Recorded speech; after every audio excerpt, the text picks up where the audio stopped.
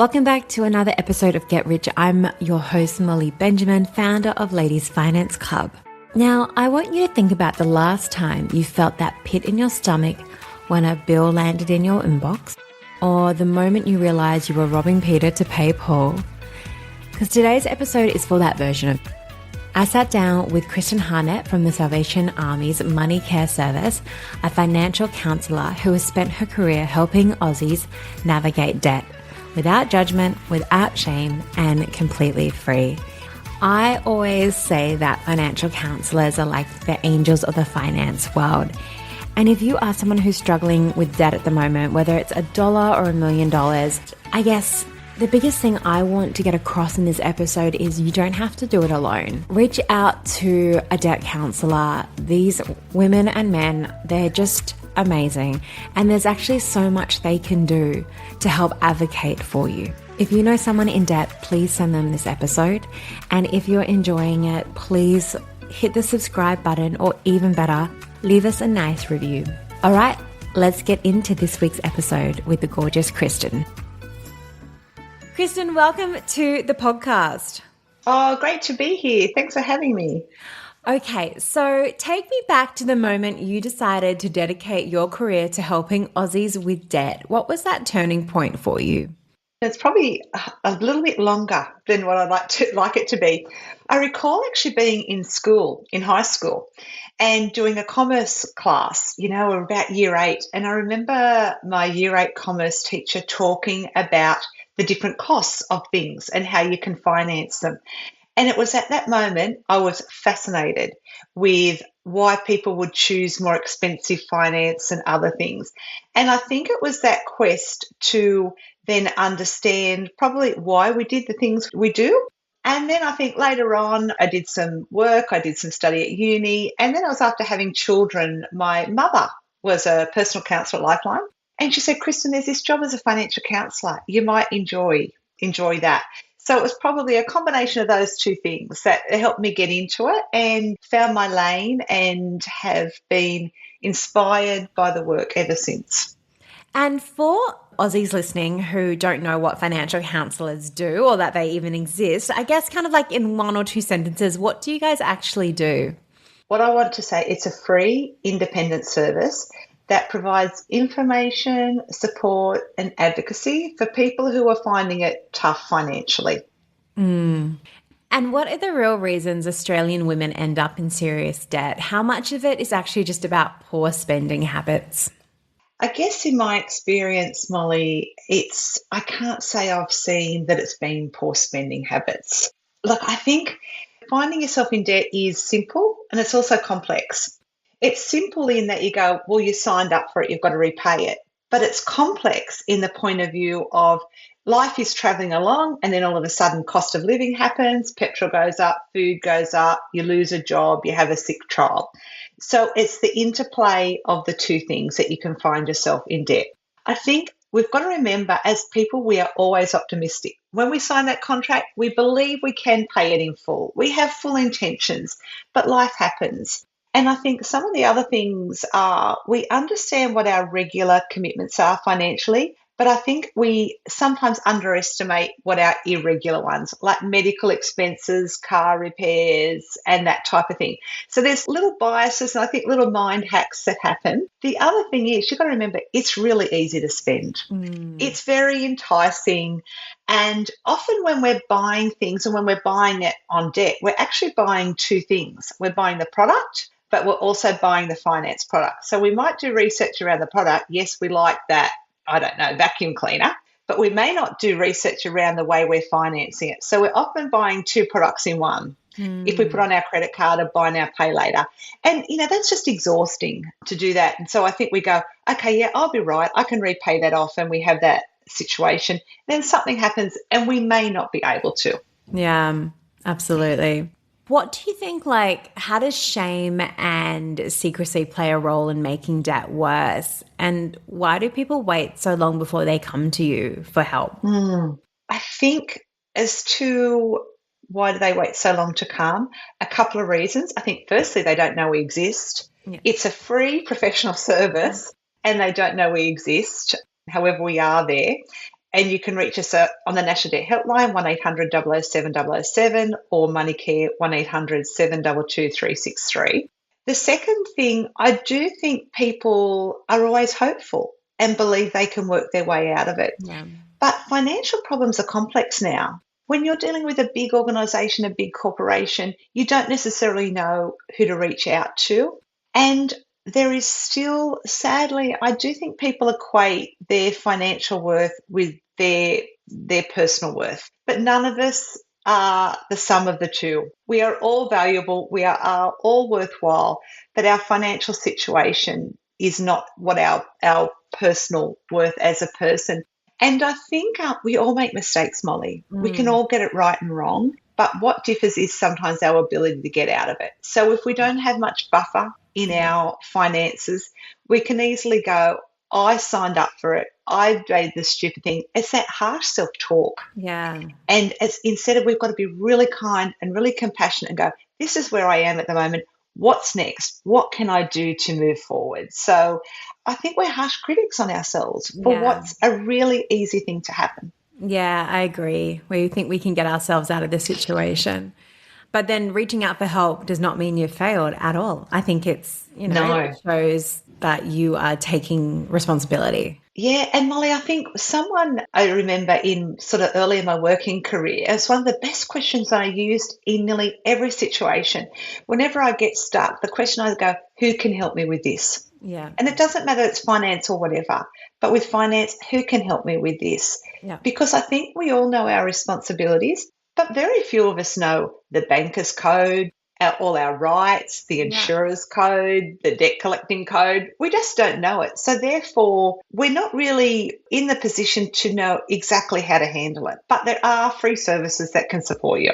And with cost of living crisis, are you seeing any new types of people walking through your door, like calling you guys up, who did the right things, but now they're still ending up in a situation where they need to speak to a financial counsellor?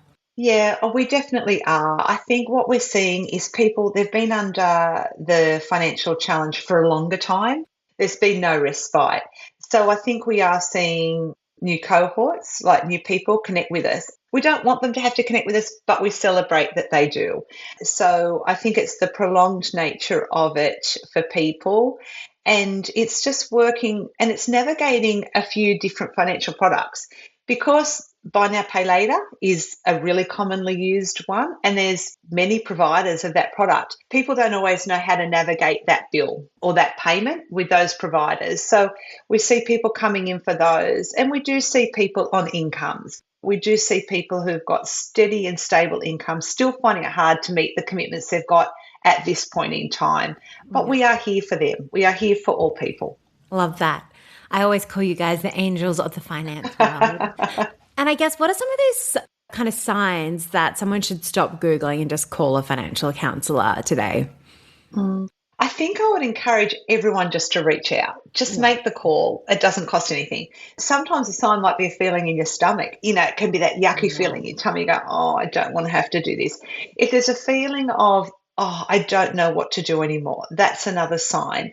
I think whenever you're sort of robbing Peter to pay Paul, you're shuffling things all around and you haven't got a clear system of how you're going to clear out those debts, that's another opportunity to call. If you're nervous opening emails, nervous opening envelopes, all of those ones. But I think it's also just a sense check. If you sort of go, I'm just not sure that this is right. Is this feel right? I'm just curious that this seems a bit wrong. It's also come and chat with us. We'll come and look through the source documents. We'll check that the contract was set up correctly for you, and we can work all through those things. So just if there's a little bit of doubt, we would say reach out. Yeah. The thing I would say, quite often people say, oh, there's people in a worse position than me, and that may be true. But we would say if you have a broken arm and I have 2 broken legs, both need to be dealt with. They both need to be supported. And what the relief actually brings, it's more than just the financial. It's a clarity of mind. Yeah. It's sort of the peace of mind. It's then being the mum again. It's being the partner again, being the girlfriend again, all of those things that come because financial stress costs you more than just money. Oh, but we can actually, it does. But we can actually work on all those things so that you can go and do the things you enjoy as you work through the situation. Yeah. And I spoke to a lovely woman last year. She has 2 kids. She's in a relationship. Her partner lost their job. And all of a sudden she found herself on like just her income, and she was only working a few days a week. I guess in those kind of situations, what kind of levers do they have? Obviously I said definitely reach out and speak to a debt counselor, but they were like, oh, I don't know. Should I? Like, I'm a bit like almost embarrassed that I need to, because we've kind of got ourselves into this situation, exactly as you said. But for that example, like how would a session with someone like that, how would that run? What would the process be that you guys would go through? Yeah, sure.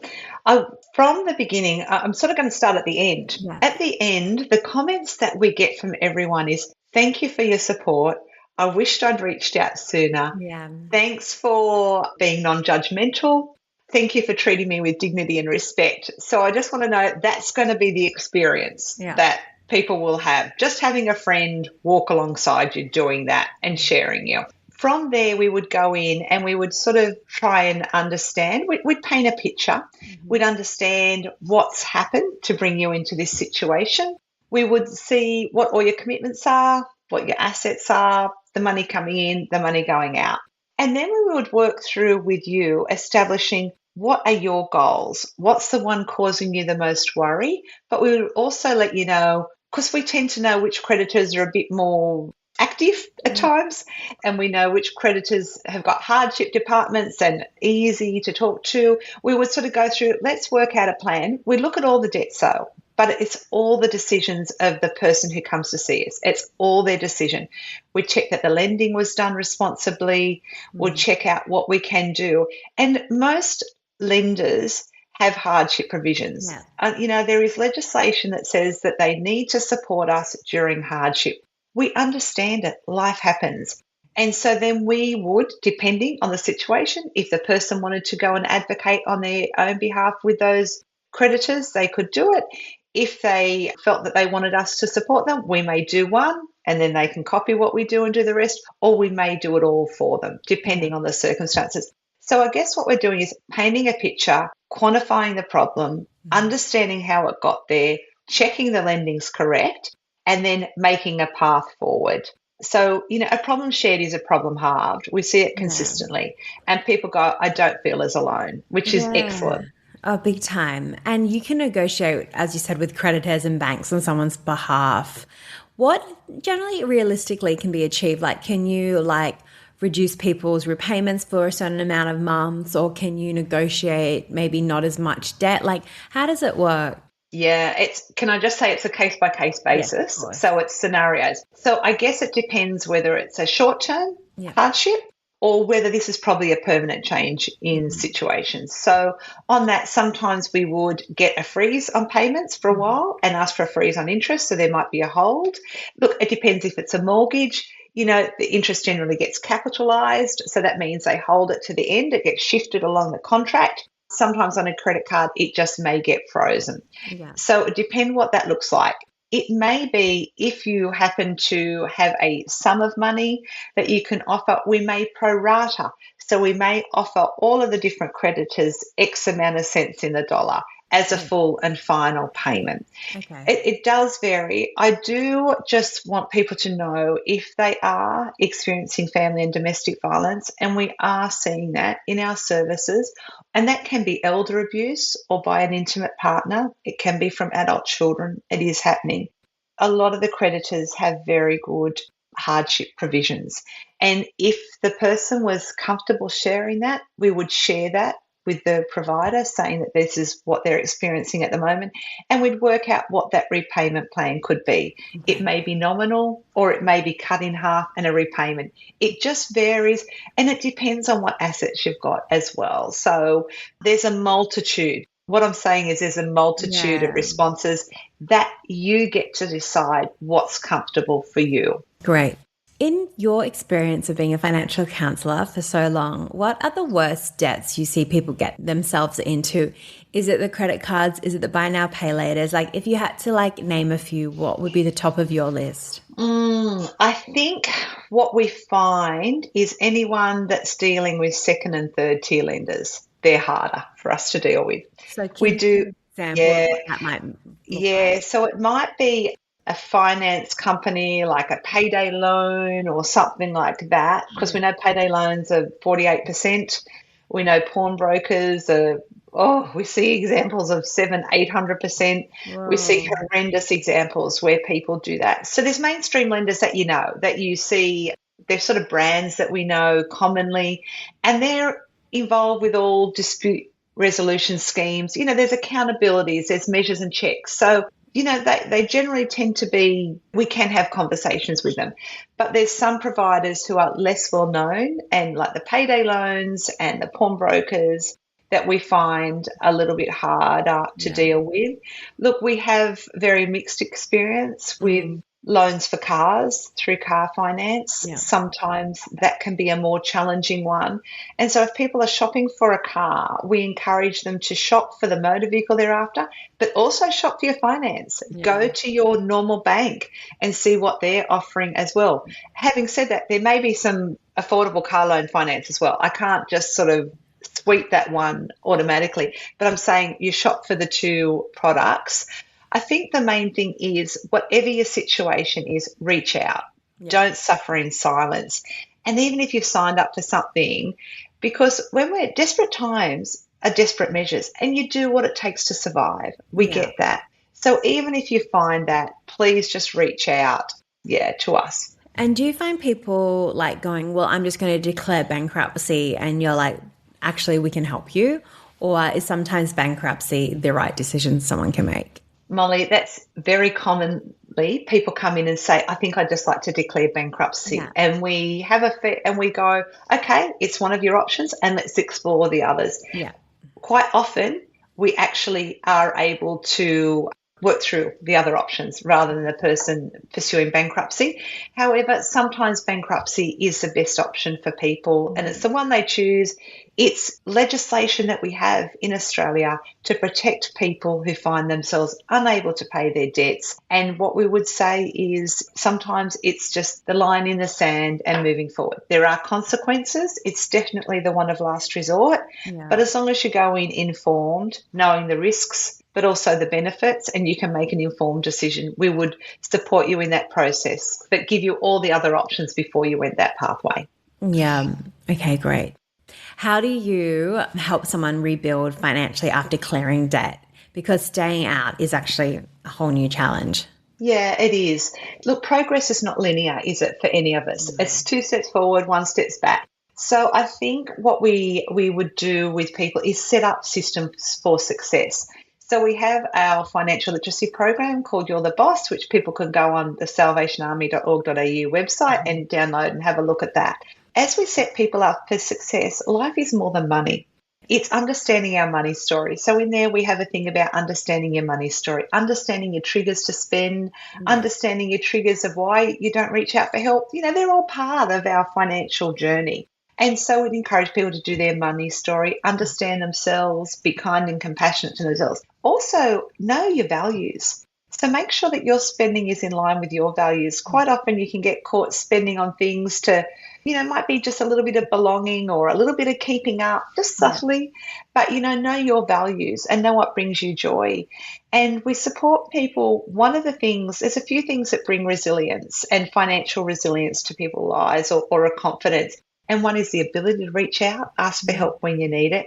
Secondly is know what brings you joy. We don't want people to not have joy. We don't want it to be a frugal life if frugality is not your value. We want you to flourish. So it might be things like finding out the park run, using your library, knowing all those beautiful things and fun things, time in nature, time in the sun, all those things that are available in your area.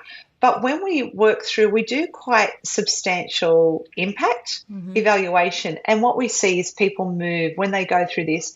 They have better mental health scores. They have improved wellbeing scores. And one of the things is social capital, is improving who's in our world, who can we reach out to, because that's a really protective factor.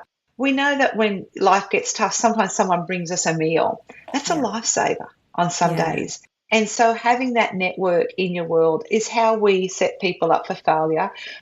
Sorry, set people up for success. Yeah. Forgive me on that one, preventing that failure. But look, should life happen again, just reach out to us again. That's quite okay. We also have a fortnightly newsletter. So if people have been in our service, we'll just have a little newsletter with little tips to stay connected. But setting up systems so that payments happen automatically rather than that cognitive load of, I've got to decide who I'm going to pay first. We'll try and set those things up for success as well. I guess someone who is trying to do it on their own and looking at a method for getting out of debt, there's a very popular one called the snowball method, where it's kind of like you list out your debts, you rearrange them smallest to largest, you focus on getting rid of the smallest debt first, and so on and so forth. How often do you find that kind of helps people, or otherwise it's bigger than that at this stage by the time they've come to you? Well, I think it's definitely an option for people. And if they've explored that and it's working for them, great. What I would just say is don't ignore any of the debts. As you're paying off the different debts, I think there's a win. There's a reward to the brain as you pay one off, and the money, once you pay that off, you go to the next one. Yeah. The other thing is look at who's actually charging you the most interest. Who's the one that's costing you the most? So you can actually pay those off, but make sure you're treating all of them. But look, snowballing definitely is one of the options that we will put to people to pay off the debt and the progress. I think if you do a picture of what you owe and own at a point in time, and then do one in 3 or 6 months' time, you will see that you've progressed. Yeah. Week by week, it doesn't feel like that, but week by week and day by day gets the job done. And month by month, you'll see a more significant change. So we just encourage people to do the system that works, the one they can stick to. If what you're doing is not working, that's okay. Reach out. We'll explore what else there is for you. And I guess, what's the one thing you wish every Australian knew they could do the moment they lost their job before debt even starts? The one thing, I think the thing is that they're not alone. Just to know, take a breath. I'd say it's not personal. Yeah. And that we can navigate that system. It is a shock. It does take your breath away, but we will be able to adapt and get through with you and alongside you. I love that. And just from a legal point of view, what can debt collectors legally do to you in Australia, and what can they absolutely not allowed to do that most people don't realise or are aware of? Oh, Molly, I'm not up on the debt collection code enough to kind of be really confident on that one. Sorry for you. No, that's all right. But can they rock up to your house and knock on your door? Yeah. What we know with debt collection is they're bound by a code. And so if debt collectors are contacting you and you're not sure that they're meeting the requirements and it seems a little bit after hours or a little bit too frequently, there's quite strict guidelines on how often they can contact you, where they can contact you.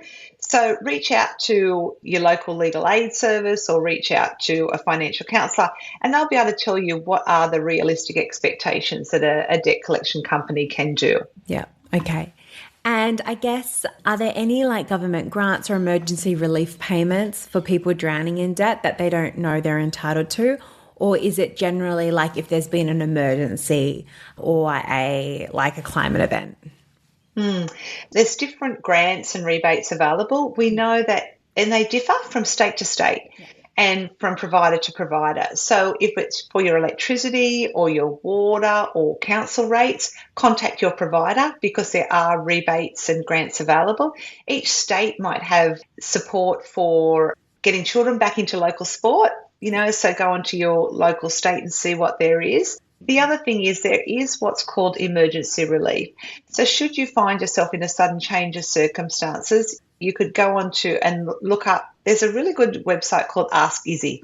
And Ask Izzy has a lot of details of who's providing relief vouchers in your area. Generally, that has to be used for food and consumables for that week. But if your circumstances change or it may be needed for petrol and some transport, there are criteria for it, but there are supports available in your local area of emergency relief and also grants on different utilities and providers. I think the other thing is you're having trouble with owing also money to creditors. Know that, and also with your utilities, know that there are ombudsman services. So there's mechanisms for if you reach out to your provider and it's not working, have a look at the different dispute resolution services that are available through financial complaints or through electricity and water complaints, and use services should you need.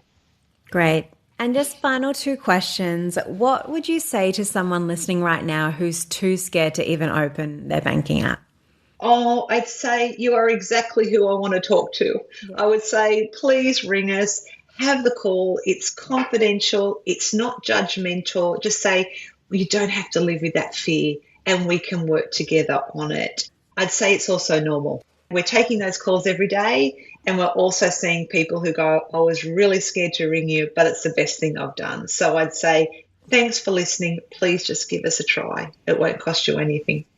Love it. And finally, where can people find you, or where can they kind of reach out to you? So you mentioned the National Debt Helpline.